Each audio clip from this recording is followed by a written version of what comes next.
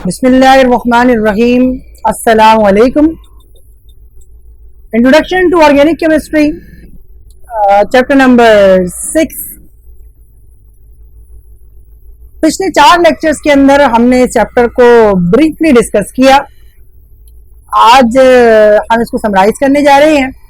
तो जो आज का लेक्चर है वो बुनियादी तौर पर लेक्चर रिव्यू है। तो चैप्टर हम मुकम्मल कर चुके और आपने डिटेल के अंदर इस चैप्टर के बारे में पढ़ा और इन तमाम ही टॉपिक्स को डिस्कस किया।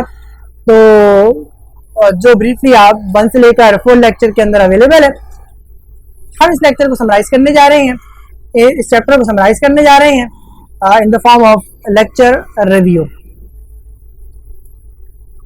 अच्छा जी, ऑर्गेनिक केमिस्ट्री की ओल्ड डेफिनेशन से हमने इसको स्टार्ट किया था। तो वो तमाम की तमाम सब्सटेंसेस जो कि लिविंग ऑर्गेनिज्म यानी एनिमल और प्लांट से में मौजूद होती हैं या उनसे हासिल होती हैं जी, उसे आप क्या कहते हैं, उसकी स्टडी को आप ऑर्गेनिक केमिस्ट्री कहते थे जी। This is the old definition of organic chemistry. और जो डेफिनेशन थी वाइटल फोर्स थ्योरी इसको सपोर्ट करता था। तो वाइटल फोर्स थ्योरी की बुनियाद पर ऑर्गेनिक केमिस्ट्री की जो डेफिनेशन थी वो यही थी कि the study of substances produced from living organism, that is animal and plant. So definition was supported by vital force theory. और vital force theory क्या कहती थी? vital force theory कहती थी कि ऑर्गेनिक कंपाउंड्स को सिर्फ और सिर्फ ऑर्गेनिक सोर्सेज से आइसोलेट किया जा सकता है और ऑर्गेनिक कंपाउंड को कभी भी लैब के अंदर सिंथेसाइज नहीं किया जा सकता, ना ऑर्गेनिक सोर्सेज से ना इनऑर्गेनिक सोर्सेज से। यानी ऑर्गेनिक कंपाउंड्स लिविंग ऑर्गेनिज्म के अंदर मौजूद होते हैं और उन्हीं से हासिल किए जा सकते हैं। सिंथेटिकली इन्हें सिंथेसाइज नहीं किया जा सकता और इनऑर्गेनिक सोर्सेज से तो सिंथेसाइज करना नामुमकिन है। तो this is what which is according to vital force theory. लेकिन हुआ क्या, फ्रेडरिच वॉलर, ये आपका केमिस्ट है जी, इसने यूरिया को डिस्कवर किया और जो यूरिया की डिस्कवरी थी वो प्लान नहीं थी। यानी ये यूरिया को डिस्कवर करने पे काम नहीं कर रहा था, बल्कि ये काम तो कुछ और कर रहा था। इनऑर्गेनिक केमिस्ट था जी और इसने एक्सीडेंटली यूरिया को डिस्कवर किया। ये जो काम कर रहा था अमोनियम सल्फेट और पोटेशियम साइनेट पे काम कर रहा था and both of these chemicals are inorganic in nature. तो जब इन दोनों को इसने मिलाया तो इसके नतीजे में इसको प्रोडक्ट मिली। उस प्रोडक्ट को जब इसने हीट किया तो उसके नतीजे में इसको ऑर्गेनिक कंपाउंड मिल गया जो कि क्या था, यूरिया था। तो यूरिया के मिलने के बाद यानी जब यूरिया लेबोरेटरी के अंदर सिंथेसाइज हो गई और इनऑर्गेनिक सोर्सेज से सिंथेसाइज हो गई, इसका मतलब ये है कि जी वाइटल फोर्स थ्योरी को डिस्कार्ड करना पड़ा जी। वाइटल फोर्स थ्योरी की कोई अहमियत नहीं रही और जब वाइटल फोर्स थ्योरी की अहमियत खत्म हो गई तो इसका मतलब है old definition of organic chemistry को भी मॉडिफाई करना पड़ गया। अच्छा जी, ये रिएक्शन आया था, इस रिएक्शन को आपने इसका ख्याल रखना है जी। तो प्रिपरेशन ऑफ यूरिया का ये रिएक्शन है जी, 2 स्टेप में ये रिएक्शन होता है जी। तो अमोनियम सल्फेट और पोटेशियम साइनेट, जब आपने इसको हीट किया था तो ये अमोनियम साइनेट और पोटेशियम सल्फेट के अंदर कन्वर्ट हो गया था जी। ये इनके नाम आपके सामने है जी। तो अमोनियम साइनेट को जब हीट किया गया in the presence of water और हीट किया गया अप टू बॉइलिंग, तो एटम्स की रीअरेंजमेंट हुई और एटम्स के रीअरेंजमेंट होने की वजह से ये अमोनियम साइनेट किसके अंदर कन्वर्ट हो गया, यूरिया के अंदर कन्वर्ट हो गया जी। तो ये सारे के सारे आपके इनऑर्गेनिक सोर्सेज थे जी। इवन ये कि ये भी आपका इनऑर्गेनिक सोर्स है और आपको आयोनिक जो चार्जेस नजर आ रहे हैं उसकी वजह से आपको बिल्कुल वाज़ेह होगा जी कि ये आपके इनऑर्गेनिक कंपाउंड्स हैं। तो इनऑर्गेनिक कंपाउंड से आपने क्या हासिल किया जी, ऑर्गेनिक कंपाउंड हासिल किया जो वाइटल फोर्स थ्योरी के अकॉर्डिंग पॉसिबल नहीं था जी। तो ये वो वजह थी जिसकी वजह से वाइटल फोर्स थ्योरी क्या हो गई जी, रिजेक्ट हो गई। तो ये प्रिपरेशन ऑफ यूरिया की जो इक्वेशन है ये आप इसका ख्याल रखिएगा। अच्छा जी, तो जब वाइटल फोर्स थ्योरी डिस्कार्ड हो गई तो ऑर्गेनिक केमिस्ट्री की ओल्ड डेफिनेशन भी डिस्कार्ड हो गई, जिसके अकॉर्डिंग ऑर्गेनिक केमिस्ट्री क्या थी जी, it is the study of the compounds या substances that is obtained from living organism, that is animal and plants। तो ये डेफिनेशन डिस्कार्ड हो गई नई डेफिनेशन आ गई। और according to new definition of organic chemistry, it is the study of structure and properties of hydrocarbons and their derivatives. Hydrocarbon और उनके डेरिवेटिव की जो स्टडी है वो क्या कहलाती है, वो आपकी ऑर्गेनिक केमिस्ट्री कहलाती है। And this is the new definition organic chemistry जो आज भी राइज है। अच्छा जी, कुछ आइंस हैं या कुछ कंपाउंड्स है कार्बन के जिनको ऑर्गेनिक केमिस्ट्री की हेडिंग के अंदर हम डील नहीं करते। तो carbon dioxide, carbon monoxide, carbonate ions, bicarbonate ions, ये वो आइंस हैं जो कार्बन जिनके अंदर कार्बन मौजूद है, लेकिन इन कंपाउंड्स को ऑर्गेनिक केमिस्ट्री के अंदर डील नहीं किया जाता, बल्कि इनऑर्गेनिक केमिस्ट्री के अंदर डील किया जाता है। और उसकी वजह क्या है जी? उसकी वजह यह है जी कि ये हाइड्रोकार्बन जो डेफिनेशन है उसको ये साबित नहीं कर रहा है, उसको जस्टिफाई नहीं कर पा रहे हैं। और इसी वजह से क्योंकि ये हाइड्रोकार्बन के डेरिवेटिव्स नहीं है, इसलिए इन कंपाउंड्स के जो कार्बन के जो कंपाउंड्स हैं इनको इनऑर्गेनिक केमिस्ट्री के अंदर स्टडी किया जाता है।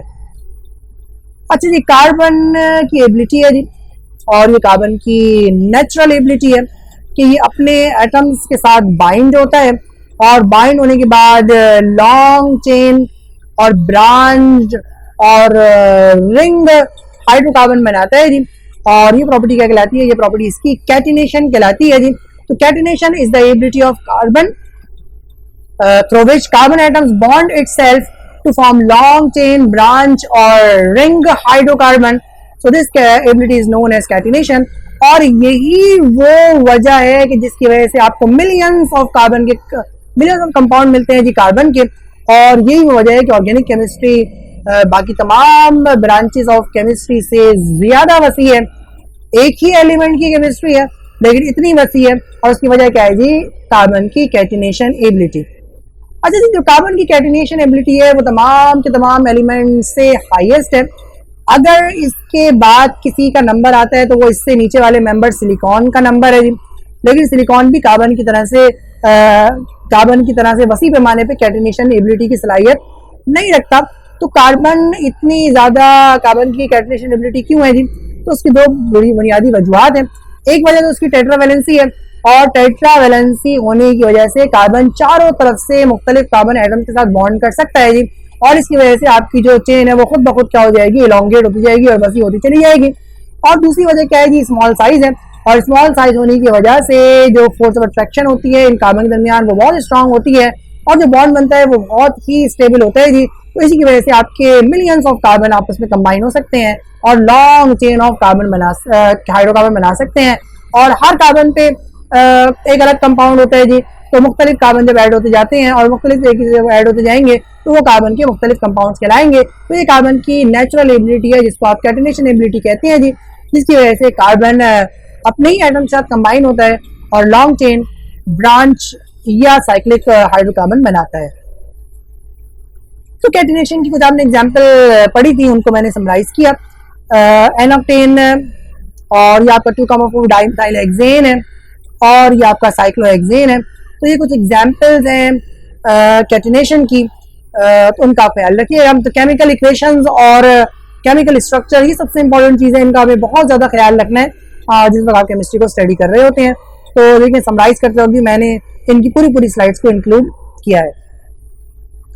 अच्छा जी, अब ये आर्टिफिशियल तरीका है जी कि कार्बन की चेन को एलंगुएट करने का। कैटिनेशन नेचुरल एबिलिटी है कार्बन की, खुदा सलाहियत है, नेचर के अंदर ये प्रोसेस होता है जी। लेकिन अगर आप इसे करना चाहें तो इस प्रोसेस को आप पॉलीमराइजेशन कहेंगे। और पॉलीमराइजेशन के अंदर जो इनिशियल सब्सटेंसेस होती हैं, जो स्मॉल यूनिट्स होते हैं, उसको आप क्या कहते हैं? मोनोमर्स कहते हैं जी। तो पॉलीमराइजेशन वो फिनोमिना होता है जिसके अंदर स्मॉल मॉलिक्यूल्स, जिसको आप मोनोमर्स कहते हैं, ये केमिकली कंबाइन हो के लार्ज मॉलिक्यूल बनाए, और लार्ज मॉलिक्यूल्स को आप क्या कहते हैं? पॉलीमर कहते हैं जी। तो ये फिनोमिना क्या कहलाता है? पॉलीमराइजेशन कहलाता है जी।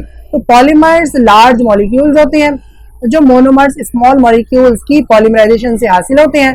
और पॉलीमराइजेशन वो फिनोमिना होता है जिसके अंदर मोनोमर्स कंबाइन होते हैं, और मोनोमर्स कंबाइन होकर क्या देते हैं जी? पॉलीमर्स देते हैं जी।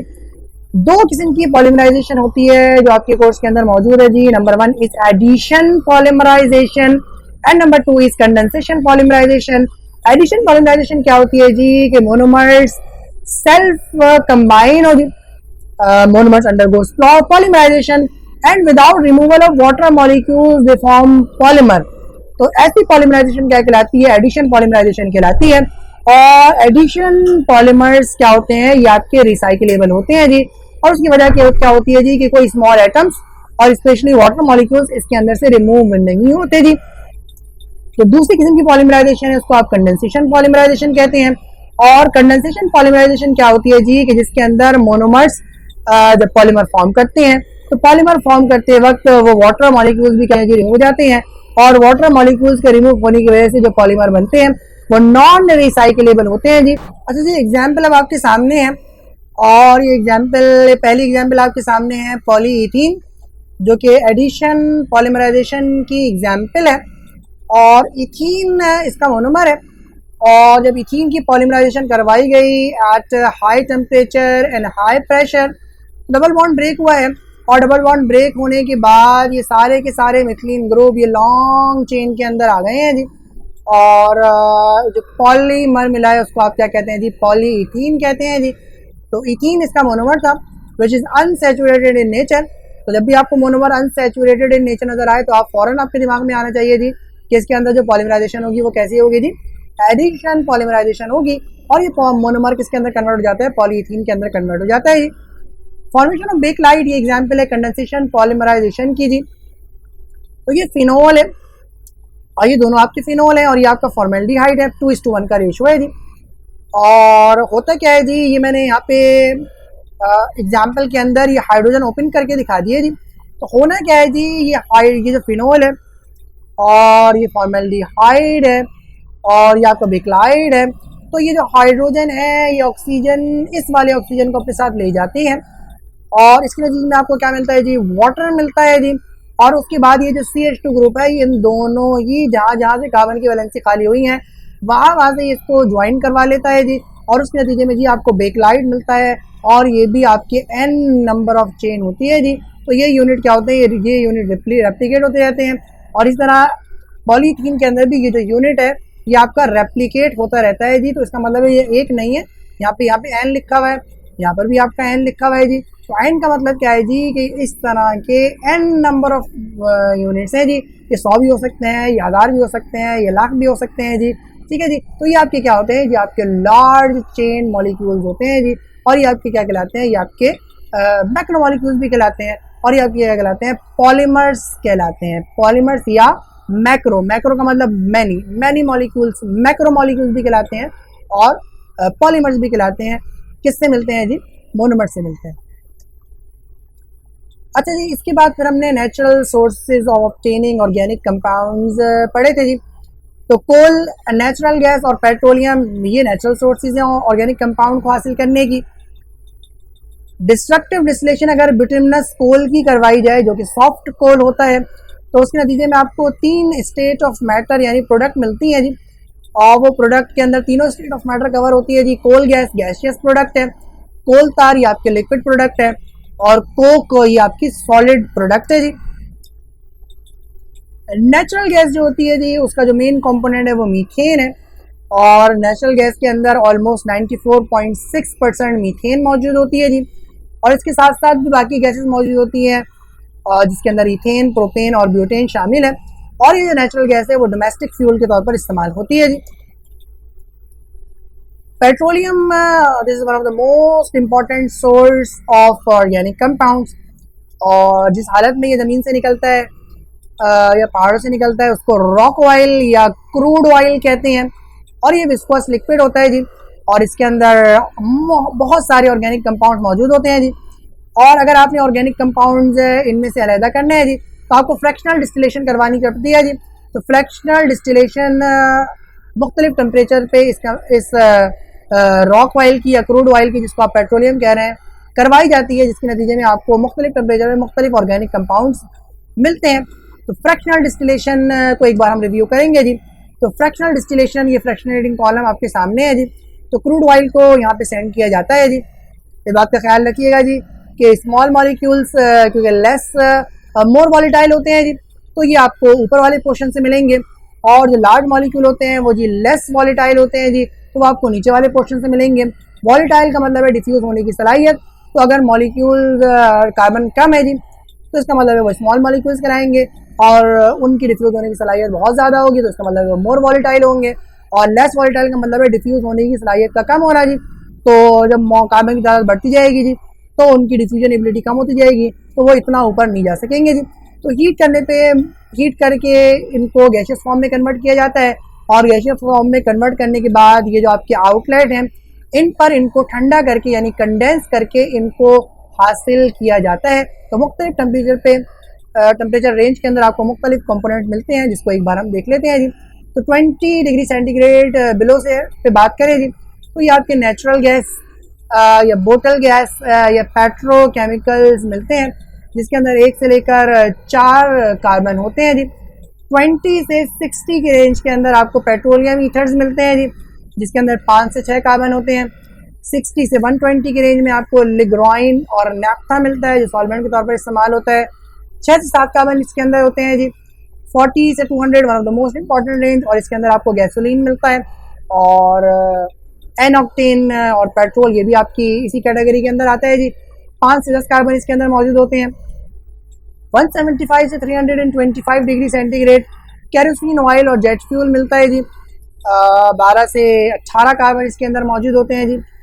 250 to 400 degree centigrade this again important range, और गैस ऑयल और फ्यूल ऑयल और डीजल आपको मिलता है। और कार्बन 12 एंड हायर मेंबर इसके अंदर मौजूद होते हैं जी। 400 डिग्री सेंटीग्रेड से अगर आप ऊपर जाएं जी तो आपको नॉन वॉलेटाइल जो लिक्विड मिलते हैं वो आपके लुब्रिकेटिंग ऑयल और ग्रीस कहलाते हैं। और इसी तरह 400 डिग्री सेंटीग्रेड अबव पे आपको जो नॉन वॉलेटाइल सॉलिड मिलते हैं उसके अंदर एस्फाल्ट, तार और आपकी जो वैक्स है ये आपकी होती है जी, और ये आपकी क्या है जी नॉन वॉलेटाइल सॉलिड्स हैं जी। तो ये आपने टेम्परेचर रेंज को याद रखना है और हासिल होने वाले कंपोनेंट्स को याद रखना है और उनके अंदर मौजूद कार्बन की तादाद को याद रखना है। तो this is an important chart, इसका ख्याल रखिएगा।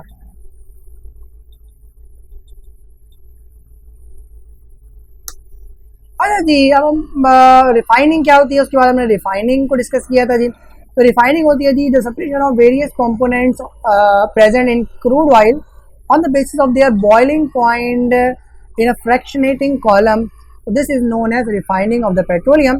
तो पेट्रोलियम के अंदर मुख्तलिफ ऑर्गेनिक कंपाउंड मौजूद होते हैं। उन कंपाउंड्स को उनके बॉइलिंग पॉइंट्स की बेसिस पर क्या करना जी, अलहदा करना, सेपरेट करना और फ्रैक्शनल डिस्टिलेशन की प्रोसेस को अप्लाई करते हुए करना, ये रिफाइनिंग ऑफ पेट्रोलियम कहलाता है जी।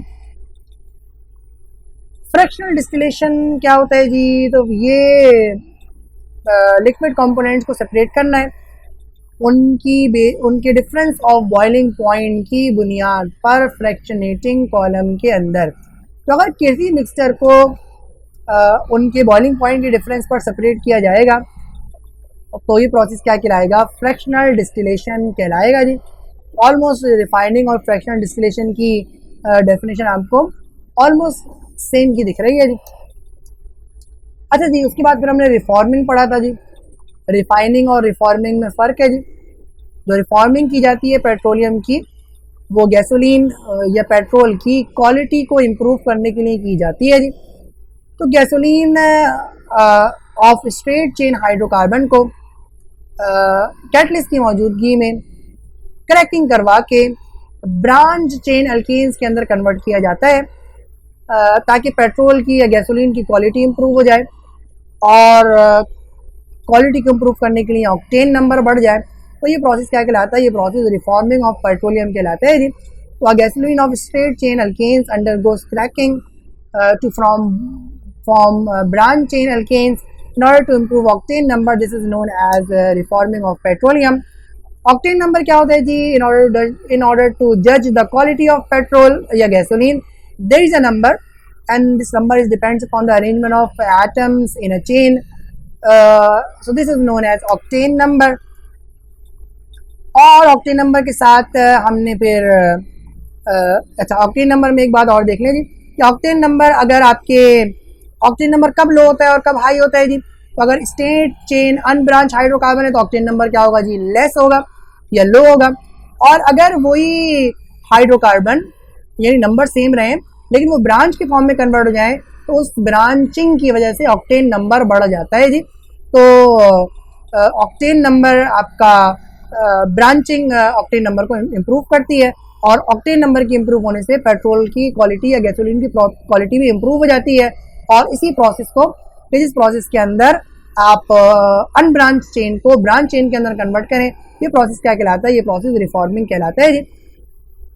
अच्छा जी, ऑक्टेन नंबर को बढ़ाने की वजह क्या होती है जी? उसकी वजह ये होती है जी कि नॉकिंग को अवॉइड करना होता है। और नॉकिंग क्या होता है जी? The sharp metallic sound produce in internal combustion engine. तो कंबशन इंजन के अंदर जो मेटेलिक साउंड प्रोड्यूस होती है, और मेटेलिक साउंड प्रोड्यूस होने की वजह क्या होती है जी? कि फ्यूल पहले कंबस्ट हो जाता है, इंजन की कंप्रेशन बाद में स्टार्ट होती है जी, उसकी वजह से आपका फ्यूल वेस्ट हो जाता है, और इंजन क्या करता है जी? नॉक करता है, और ये इंजन के ब्रेकिंग और वेयरिंग और टीयरिंग का बाइस बनता है जी, और इंजन की लाइफ को शॉर्ट करने का बाइस बनता है। तो इसलिए इस नॉकिंग को अवॉइड किया जाता है जी। अच्छा जी, रिफॉर्मिंग के दो तरीके हैं जी।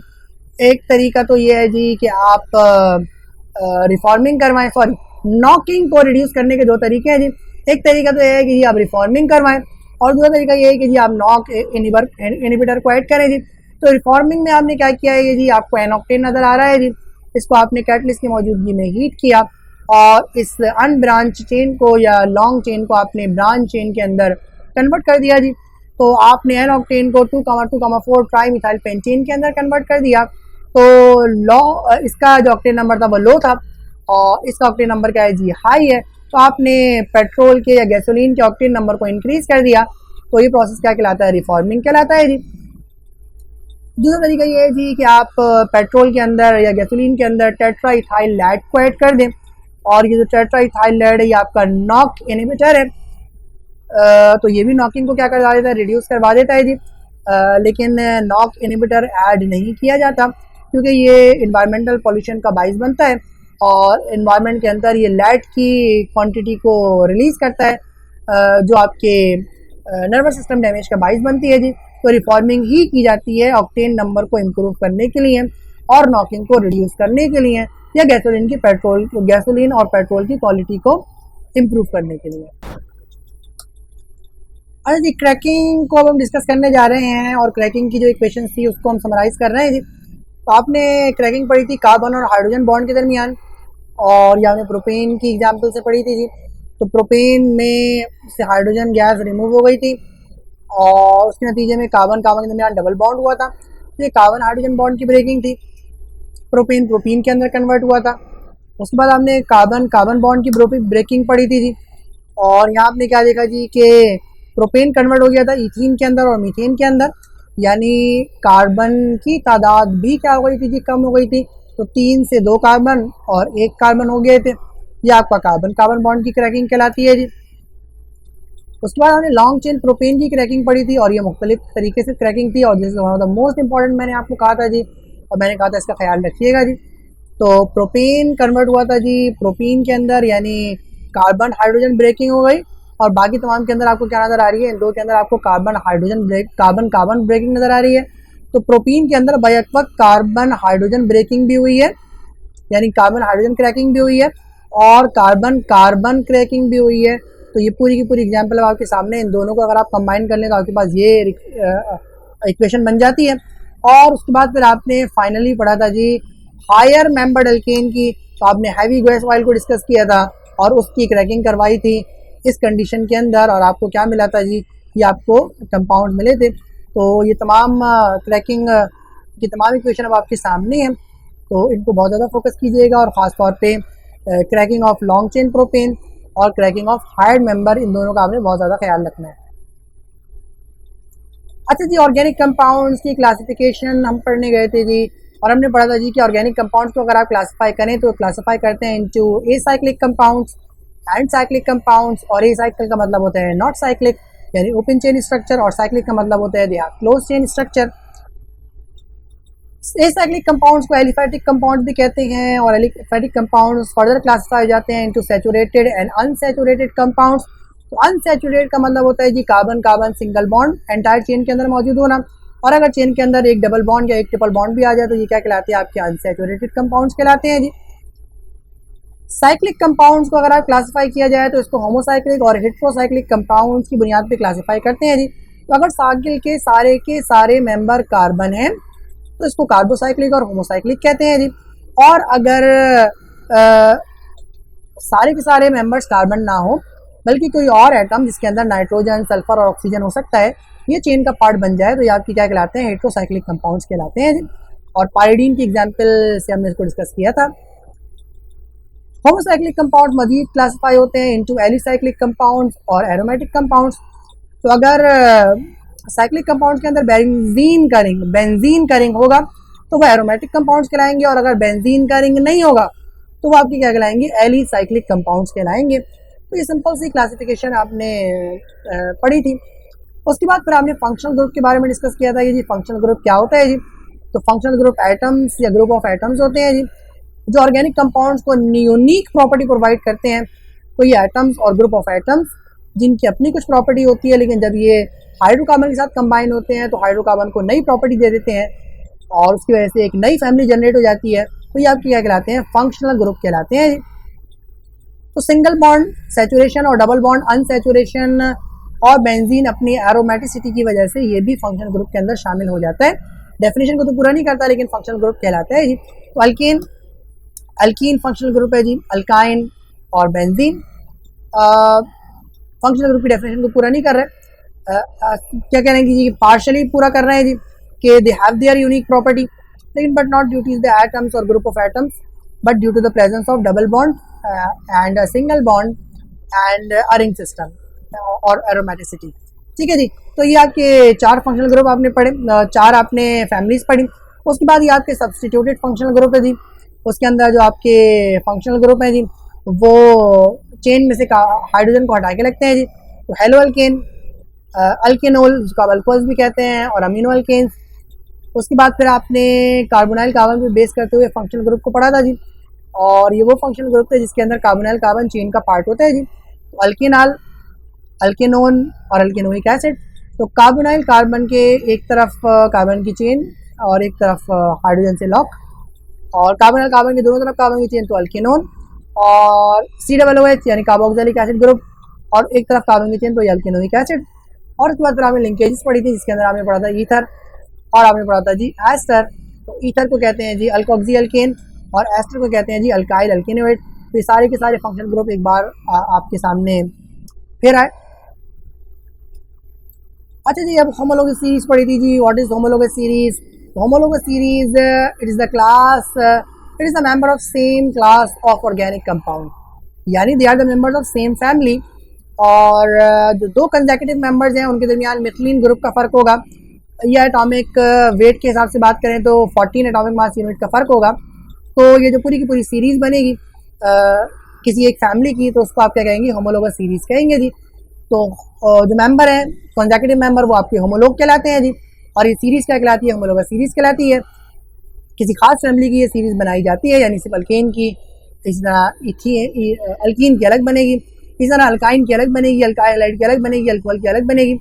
और दो कंसेक्यूटिव मेंबर के दरमियान फ़र्क क्या होगा जी, मिथिलीन ग्रुप का फ़र्क होगा या 14 एटॉमिक मास यूनिट का फ़र्क होगा। खास बात क्या होती है, होमोलोगस सीरीज़ के मेंबर्स की जो केमिकल प्रॉपर्टीज़ हैं वो क्या होती हैं जी, सेम होती हैं, और एक जनरल मेथड होता है इनको बनाने का, और लेकिन फिजिकल प्रॉपर्टीज़ ग्रेजुअली वेरी करती हैं जी। उसके बाद फिर हमने लास्ट लेक्चर के अंदर आइसोमेरिज्म को डिस्कस किया था। और आइसोमेरिज्म क्या होता है जी, वो फिनोमेना जिसके अंदर कंपाउंड्स का मॉलिक्यूलर फार्मूला तो सेम हो लेकिन उनका स्ट्रक्चरल फार्मूला डिफरेंट हो, और जिसकी वजह arrangement of atoms, group of atoms या मल्टीपल बॉन्ड हो। तो ये फिनोमेना क्या कहलाता है, आइसोमेरिज्म कहलाता है।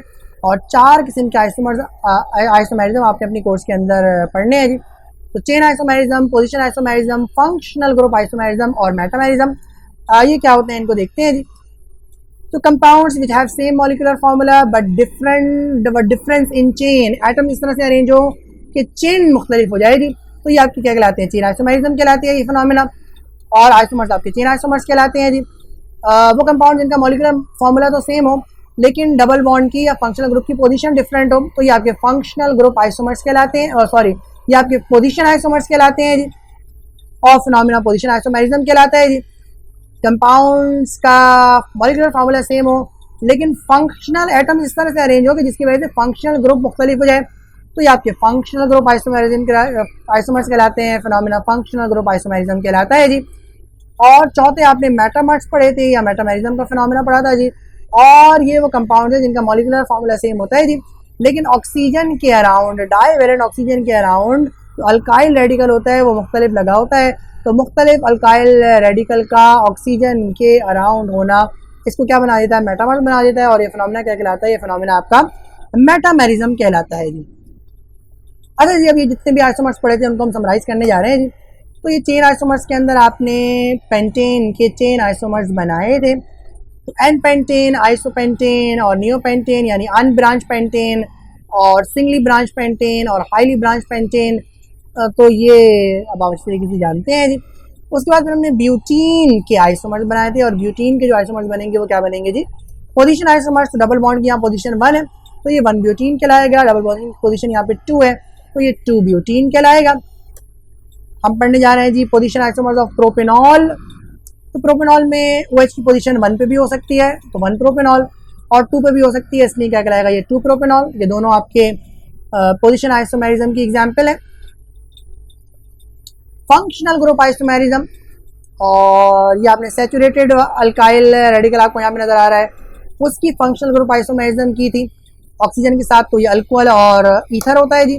तो इथेनॉल और डाई मिथाइल ईथर या मिथॉक्सीमीथेन ये दोनों आपस में क्या है जी, फंक्शनल ग्रुप आइसोमर्स है जी।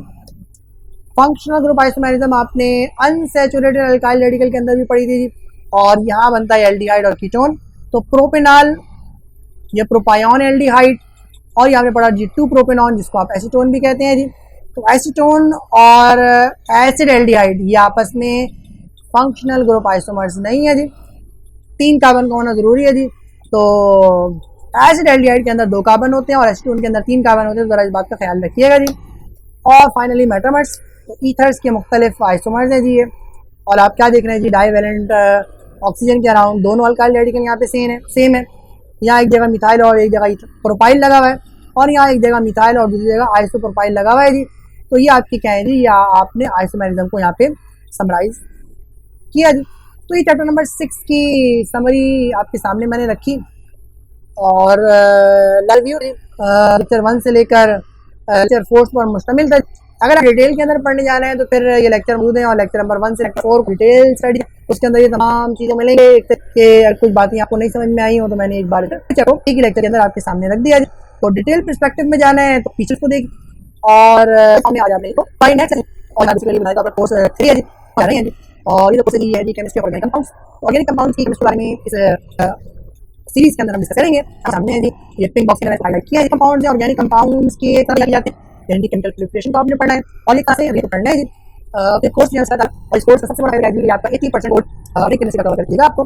तो ये 5 सवाल आपको अटेम्प्ट करने पड़ते हैं, उन 5 में से बासानी आप 4 अटेम्प्ट करने के काबिल होंगे, और बहुत सारे ऐसा होगा कि पांचों आप कोर्स के attempt is one of the most important course. और सेक्शन सी के 2 सवाल होते हैं और हर सवाल के 3 पार्ट होते हैं, तो दोनों सवालों के 2 पार्ट इस कोर्स आसानी हो जाएंगे जी, कवर हो जाएंगे। तो इस कोर्स का इंतजार ख्याल रखना है, और जरूर इस बात आप इसको तवज्जो से पढ़ें, सीरियस लें, लेक्चर को रिवाइज करें, लेक्चर को आप समराइज करें, असाइनमेंट्स और टेस्ट दें, और बराए मेहरबानी रोट लर्निंग को आप अवॉइड करें। अगर आप रट्टा लगाएंगे तो आप इम्तिहान में फंस जाएंगे। तो आपने इम्तिहान में नहीं फंसना, इंतहाई आसान है, समझ के पढ़ें। समझ के पढ़ने के साथ जो 2-4 चीज़ें ज़रूरी हैं आपके लिए, वो क्या है जी, कि आपने इनको समराइज़ करना पड़ेगा। मैं समराइज़ करना आपको अगले लेक्चर के अंदर सिखाऊंगा जी। और समराइज़ करने के बाद आपने जितनी ज़्यादा इसकी प्रैक्टिस करेंगे, और प्रैक्टिस करने का एक तरीका असाइनमेंट और टेस्ट देना भी है जी, तो जितनी ज़्यादा प्रैक्टिस करेंगे उतना ये आपका स्ट्रॉन्ग होता जाएगा। One of the most important part of your paper, तो आप इसका ख्याल रखिएगा। इंशाअल्लाह ताला ये नई लेक्चर सीरीज़ के अंदर आपसे मुलाकात होगी। अपना ख्याल रखिएगा। अस्सलामु अलैकुम।